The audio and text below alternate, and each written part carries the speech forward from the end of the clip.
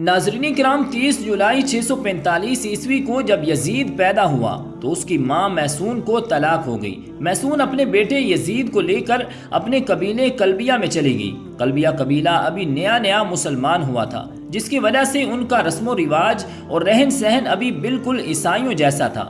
چنانچہ اسی عیسائیت کے ماحول میں یزید کی پرورش ہوئی۔ یزید بچپن سے ہی بندروں کو پال کر ان سے کھیلا کرتا تھا۔ جب بڑا ہوا تو اس نے شراب پینا، شطرنج کھیلنا اور بے حیائی کے کاموں میں بھرپور حصہ لیا۔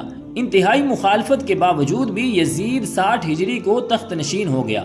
تخت پر بیٹھتے ہی یزید نے مدینہ کے گورنر عتبہ کو خط لکھا کہ عبداللہ بن زبیر، عبد الرحمن بن ابی بکر، عبداللہ بن عمر اور سیدنا امام حسین رضی اللہ تعالی عنہم سے میری بیعت لی جائے۔ جب ان سب نے یزید کی بیعت سے انکار کیا تو یزید نے دوسرا خط یہ لکھا کہ نواسۂ رسول سیدنا امام حسین رضی اللہ تعالی عنہ سے زبردستی بیعت لی جائے۔ اس لیے گورنر مدینہ حضرت امام حسین رضی اللہ تعالی عنہ کے پاس آیا۔ اس نے کہا کہ یزید نے مجھے آپ سے زبردستی بیعت لینے کو کہا ہے۔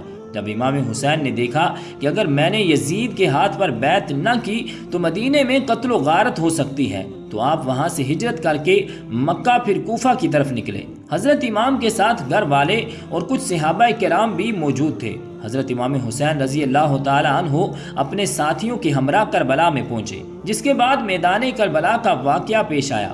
میدان کربلا کا واقعہ یزید کا سب سے بڑا گناہ مانا جاتا ہے۔ جب یزید کو پتہ چلا کہ حضرت امام حسین کوفہ کی طرف آ رہے ہیں تو یزید نے عبداللہ بن زیاد جیسے سخت دل گورنر کو کوفہ میں مقرر کر دیا۔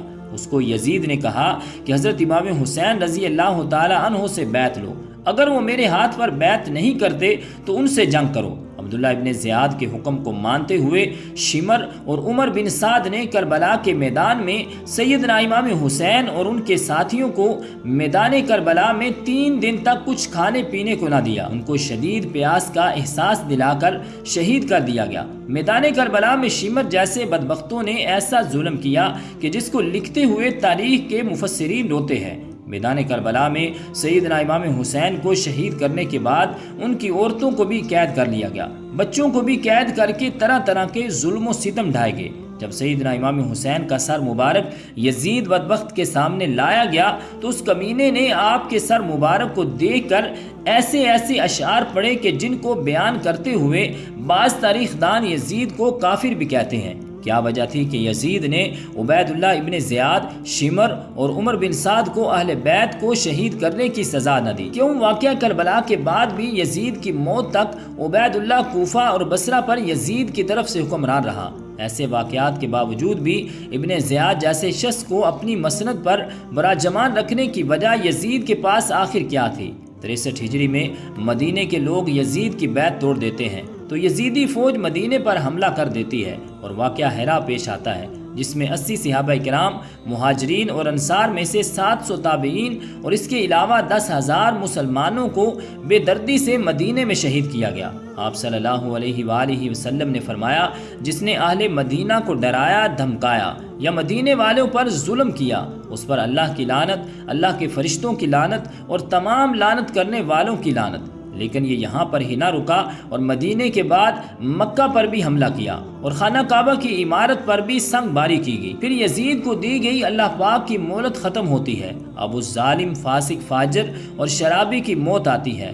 اس کی موت کے متعلق 3 طرح کی روایات تاریخ کتب میں ملتی ہیں۔ اس کی موت کے بارے میں پہلی روایت یہ ہے کہ یزید ایک رومی نسل کی لڑکی پر فدا ہو گیا تھا۔ یزید نے اس لڑکی کے سارے خاندان کو قتل کروا دیا تھا، لیکن اس کے باوجود بھی یزید اس لڑکی کو حاصل نہ کر سکا۔ ایک دن وہ لڑکی یزید کے محل میں آتی ہے۔ وہ لڑکی یزید کو کہتی ہے کہ میں اپنی جان دے دوں گی، لیکن تیرے جیسے قاتل درندے کی محبت میں گرفتار نہیں ہو سکتی۔ ایک دن لڑکی نے سوچا کہ میں اپنے خاندان والوں کا بدلہ یزید سے لیتی ہوں۔ لڑکی نے یزید کو رنگ رلیاں منانے کے لیے ایک جنگل میں اکیلے بلوایا۔ ویرانے میں یزید شراب پی کر مست ہو گیا۔ وہ لڑکی لباس پہن کر یزید کے سامنے بیٹھ گئی اور وہ شراب پیتا رہا۔ جب لڑکی نے دیکھا کہ یزید شراب میں چور ہو چکا ہے تو اس کو بستر پر لے آئی اور یزید کی گردن کاٹ دی۔ پھر وہ لڑکی وہاں سے غائب ہو گئی۔ کئی دن تک یزید کی لاش جنگل میں ہی پڑی رہی۔ یزید کی لاش کو چیل اور کووں نے نوچ نوچ کر برا حال کر دیا۔ جب یزیدی فوج کو یزید کی لاش کا علم ہوا تو انہوں نے اس کی لاش کو دفنا دیا۔ دوسری روایت اس طرح بیان کی گئی ہے کہ یزید کو ایک بہت ہی خطرناک بیماری لگ گئی تھی، جس کی وجہ سے اس کی آنکھیں جل کر سکڑ گئی تھی۔ وہ مچھلی کی طرح تڑپتا تھا، جس طرح مچھلی پانی سے دور ہو کر تڑپتی ہے۔ یزید کو بہت پیاس لگ رہی تھی، وہ پانی اپنے منہ میں ڈالتا تھا لیکن پانی اس کے گلے سے اندر نہیں جاتا تھا۔ اس طرح یزید 3 دن تک تڑپ تڑپ کر موت کی نیند سو گیا۔ یزید کی موت کے بارے میں جو تیسری روایت ہے وہ کچھ یوں ہے کہ یزید کو بندر پالنے کا بہت ہی شوق تھا۔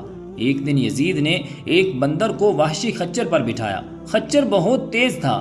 یزید نے بندر کو خچر پر بٹھایا، خود اس کے پیچھے گھوڑا لگا دیا۔ جب خچر جنگل میں پہنچ گیا تو اس کے پیچھے پیچھے یزید کا گھوڑا بھی بھاگ رہا تھا۔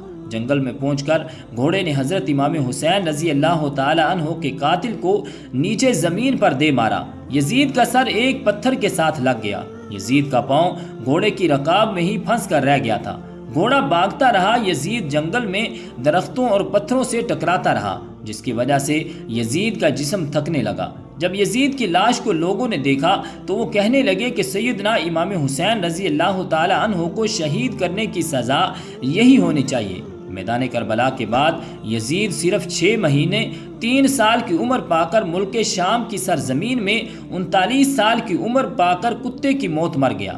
آج بھی اس کمینے پر عرش و فرش والے لعنت بیچتے ہیں۔ اس کی قبر دمشق میں عبرت کا نشان بنی ہوئی ہے۔ یزید کی ابتدائی زندگی اور حالات و واقعات اور اس کی زندگی پر اگر نظر ڈالی جائے تو معلوم ہوتا ہے کہ یہ نوخیز اور الگ قسم کا نوجوان ہے۔ مسلمان گھرانے میں پیدا ہونے کے باوجود اسلام کی اصل روح سے روشناس نہ ہو سکا تھا۔ یہی وجہ ہے کہ وہ اسلام اور اسلامی تعلیمات سے یکسر بازی تھا، اور دینداری سے ہٹ کر اگر انسانی اقدار و قوانین کی بات کی جائے تو اس نے ان کو بھی پامال کرنے میں کوئی کسر نہ چھوڑی تھی۔ حضرت عبداللہ بن حنظلہ رضی اللہ تعالی عنہ مدینہ کے ان بزرگوں یعنی سرداروں میں سے تھے، اور آپ اس وفد کا حصہ بھی تھے جو اہل مدینہ کی طرف سے یزید کے حالات معلوم کرنے کے لیے یزید کے پاس گئے تھے۔ آپ کے ساتھ آپ کے 8 بیٹے بھی تھے۔ وہاں سے واپسی پر یزید نے بطور خوشامد 1 لاکھ درہم آپ کو دیے، اور آپ کے بیٹوں میں سے ہر ایک کو 10-10 ہزار درہم دیے۔ اس کے علاوہ انہیں سواریاں اور خلطیں بھی دیں۔ جب حضرت عبداللہ رضی اللہ تعالی عنہ مدینہ منورہ پہنچے تو لوگ پوچھنے لگے کہ بتائیں وہاں کی کیا خبر ہے، آپ نے یزید کو کیسا پایا؟ تو آپ نے فرمایا، میں ایک ایسے شخص کے پاس سے آ رہا ہوں کہ اگر میرے ان بیٹوں کے علاوہ کوئی بھی میرا ساتھ نہ دے تو میں پھر بھی اس سے ضرور جنگ کروں گا۔ لوگوں نے کہا کہ ہم نے تو سنا ہے کہ اس نے آپ کی خوب عزت و توقیر کی ہے اور آپ کو کچھ مال و متاع سے بھی نوازا ہے۔ آپ نے فرمایا، ہاں یہ تو اس نے کیا ہے، اور یہ سب کچھ میں نے اس لیے قبول کیا کہ اس کے ساتھ میں اس کے خلاف تقویت حاصل کروں گا۔ یہ سن کر لوگ بھڑک اٹھے اور آپ کے ہاتھ پر بیعت کر لی۔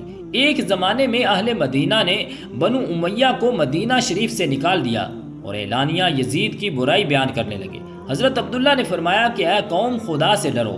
پس خدا کی قسم ہم نے اس وقت تک یزید کی بیعت نہیں توڑی، یہاں تک کہ ہمیں خوف ہوا کہ ظلم اور زیادتی کے سبب کہیں ہم پر آسمان سے پتھر نہ برس پڑیں، یعنی برائی بہت ہی عام اور بڑھ گئی۔ ناظرین کرام، یہ ایک متفقہ روایت ہے جو تاریخ کی درجنوں کتابوں میں موجود ہے۔ اس کے مطابق حضرت عبداللہ بن حنظلہ رضی اللہ تعالی عنہ نے یزید کے ذہنی افکار کو بڑی وضاحت سے بیان کیا ہے، یعنی ہر عقل و شعور رکھنے والا آدمی بآسانی یہ سمجھ سکتا ہے کہ یزید کے دل و دماغ میں ہر وقت کس قسم کے خیالات سوار رہتے ہوں گے، اور وہ سید زادیوں اور امہات المؤمنین وغیرہ کے متعلق بھی کس قسم کا ذہن رکھتا ہوگا۔ چنانچہ ایک مرتبہ تو اس نے وہ غلیظ حرکت کر ڈالی کہ جس کا معاذ اللہ کبھی کوئی مسلمان سوچ بھی نہیں سکتا، یعنی اس نے سیدہ ام المؤمنین حضرت عائشہ صدیقہ رضی اللہ تعالی عنہ کو نکاح کا پیغام بھیج دیا۔ اس وقت سیدہ ام المؤمنین بڑھاپے میں تھی۔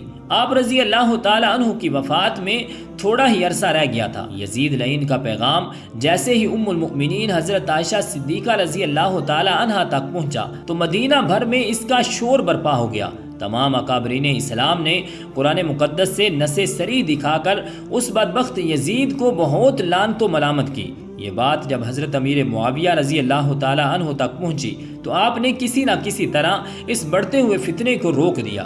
اس واقعے کا ذکر شاہ عبد الحق رحمۃ اللہ تعالی علیہ نے اپنی مشہور زمانہ کتاب مدارج النبوت میں اس مقام پر کیا ہے کہ یزید کے جوان مرنے کی وجہ لکھی ہے۔ آپ لکھتے ہیں کہ ایک تو یہی ہے کہ اس بدبخت نے حضرت ام المؤمنین سے عقد کی کوشش کی، اور دوسرا یہ کہ اس نے حضرت امام حسین رضی اللہ تعالی عنہ کا خون ناحق بہایا۔ ناظرین کرام، یزید نے حضرت عائشہ رضی اللہ تعالی عنہا سے نکاح کی غلیظ حرکت کس بنا پر کی، اس بارے میں ہم کچھ نہیں کہہ سکتے، مگر اتنا ضرور کہیں گے کہ وہ لوگ جو یزید کو صالحین امت میں کھڑا کرنے کی کوشش کرتے ہیں وہ ذرا ہوش کے ناخن لیں، کیونکہ اگر وہ ملعون قرآن مقدس کے احکامات پر ایمان لاتا تو اس کی آنکھوں میں رسول اللہ صلی اللہ علیہ وآلہ وسلم کی عزت و توقیر ہوتی، اور کبھی بھی ایسی غلیظ حرکت کرنے کی جرت نہ کرتا۔ اللہ تعالیٰ سے دعا ہے کہ وہ ہمیں حضرت محمد صلی اللہ علیہ وآلہ وسلم سے محبت کرنے والا بنا دے اور ہمیں ایمان کی دولت سے مالا مال فرمائے۔ اللہ پاک ہمیں ہر برے عمل سے بچائے اور ہمارا خاتمہ ایمان پر فرمائے، آمین بجاہ النبی الکریم الامین۔